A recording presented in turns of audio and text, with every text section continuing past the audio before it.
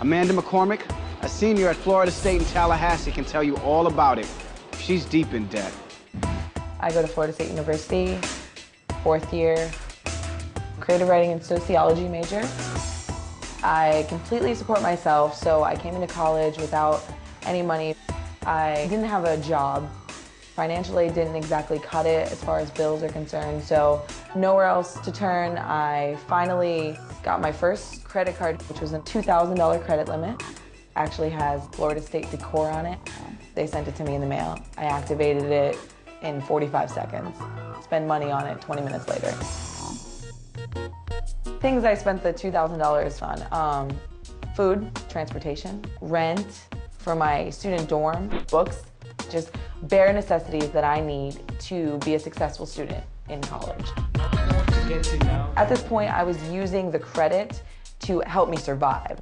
Over about 6 months, between 5 cards, I spent less than $4,000. With interest, late fees, penalties, I acquired over $30,000 in debt. I had maybe $5,000 in debt. That's it. That's not bad, right? That's good. Oh God, no one's gonna want to marry me after this. I have a lot of debt. It's about $5,000. Debt that you're racking up on your cards, it's only gaining interest, and it's just going to put even more stress and anxiety in your life. People don't understand that this is a loan, and it's a very, very expensive loan. You use a credit card, you get your bill, you pay it off in full. That's going to keep you out of trouble. Most people don't plan to get into trouble with their debts. Situations would occur, life would happen, and I would have to use that money to fix my car or whatever it is. Like, things happen all the time. I would make very sporadic payments on the cards, but they weren't really consistent because I needed that money for other things. And you come out of work and you have 12 missed calls from creditors. Why haven't you called me back, Ms. McCormick? Well, I'm sorry, I was at work for the past 3 days straight trying to make money. I'm Amanda, I'll be taking care of you. I'm a server at Applebee's. I like the job a lot. It's more fast-paced, so it's more my style. I work about 30 to 35 hours a week and make money. That's all I try to do. I'm a hustler.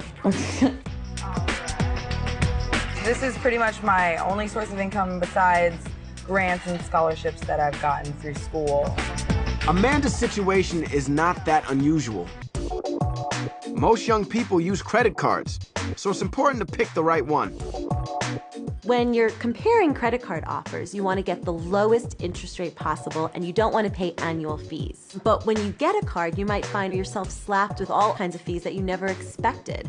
Credit card companies, in that little fine print that you don't read, reserve the right to change that interest rate at any time.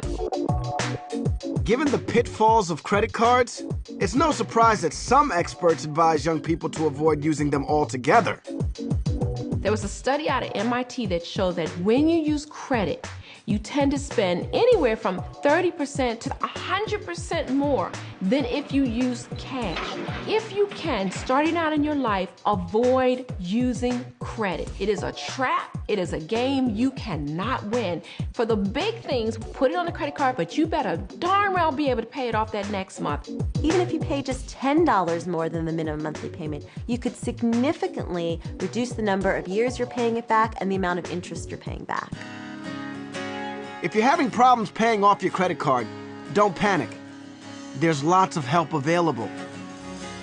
Today I'm going to see a consumer credit counselor, and basically what they do is they help you alleviate your debt yourself. So you want to get your bills paid off and then try to get your credit score turned back around then? Is that what your objective is? Yes. It was years ago, before I became a credit counselor, that I was involved with helping students get credit cards. We'd have 10 people at a time signing up for 4 and 5 cards. When the upperclassmen came, it was a whole different story. They were avoiding me like the plague, and as I talked to them, I learned that most of them were already in credit card debt, and I was just so upset by that, I had to quit that job. What are they saying you owe now? Over $30,000. So that's quite a substantial amount of money Yes, that you ma'am, owe more it is. than Yes. you did. Okay. Do you know if they've gotten? I had people come in. I said, "You're going to be writing a check from your grave. You're never going to get this paid off." Those companies are going to want a minimum payment of about 3 to 3.5% of the balance. That's going to range somewhere in the neighborhood of about $700 a month. That's obviously not in a position I'm in right now. I mean, I'm a student, so what are my other options? I wish that you'd have been able to get into us a little sooner, because typically what we can do for people when they're still with the original creditors, they work very well with us, and they reduce those interest rates significantly. And then we put that into one monthly payment. Typically that payment is less than what When you would be currently are in debt, when anyone is in debt, it's looming over you. You know that you owe something to someone. You know that if you were to drop dead, one of your loved ones is going to owe something to someone. It follows you everywhere. I feel for Amanda, because I know how credit cards can get you in trouble. I had to get rid of my credit card early on to keep from running it up. But credit can be a good thing when used properly. If you're a student like Amanda, or a college grad, chances are you couldn't have gotten your education without the help of student loans. Tuition is at least 2.5 times what it was when our parents went to college. So even if you have a job while you're in school, a student loan may be the only way you can pay your bills. Typically, most student loans are going to be due 6 months after you are no longer a full-time student. The payments are going to start then. It's about $5,000. Peter Billigus is a financial counselor who travels the country talking to students about money matters. And he's an expert on student loans. And in the studio with us this morning, we have Peter Billigus, who is a financial guru. For the past couple days, we've been at Georgia Southern University here in Statesboro, Georgia, and I've been visiting classrooms, teaching classes or freshman orientation classes. Start before you need to start. If you forget everything that I'm going to say, I want you to remember this one thing. There is never going to be a good time to get started on your financial life, so you might as well get started today.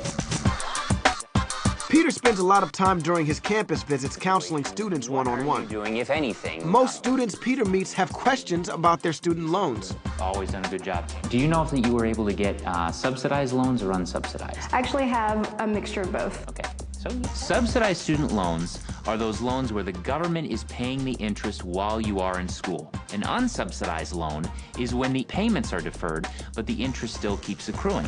So you graduate and that $10,000 has grown to $14,000. One of the things that I might suggest is find out what are the monthly payments going to be on those loans. When you go to apply for your first job, if they offer you a salary of X, you need to know, well, quite frankly, that salary is not going to cover what I've taken out. If you come out of college and you find that you're not making enough, a lot of the student loans now give you options. You can do a deferment, you can do a forbearance. They even have some that are income sensitive so that your payments are based on how much income you're making. Between student loans and credit cards, many young people leave college or trade school with significant debt. That debt can affect the rest of their lives because it's reflected in something called a credit score. That score may be one of the most important grades you'll ever receive. I don't know what a credit score is. I've seen commercials for it, but I think it depends on how much of a loan you can get, but I'm not sure. Basically can tell people how good or bad your credit is. That's basically all I know about it. I think the score that you want to have is like 700. I have no idea what my score is, but I know it's probably nowhere close to that. Credit score and credit history. I know that when you use your credit card, you have to repay what you use. When you do it on time, that affects your credit score. Your credit report contains a history of every credit relationship you have. Credit cards, debit cards, student loans, car loans, you name it. When you pay your bills on time or reduce your credit card balance, your credit score gets better. If you miss a payment or max out on your credit card, your score goes down. Your credit score literally sets the interest rate on any money that you borrow. Maybe tomorrow, you and I both go to buy the exact same car on the exact same day.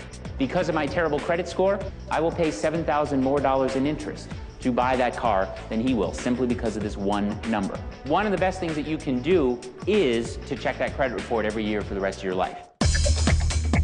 There are 3 companies that keep track of your credit history. You're entitled to get a free copy of your credit report annually from each company. so you can see what the lenders will see when you apply for a loan or a credit card.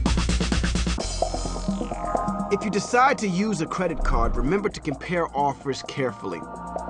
Pay your whole bill on time to avoid penalty charges, and check your credit report at least once a year. Your financial future is riding on it, so make sure it's right.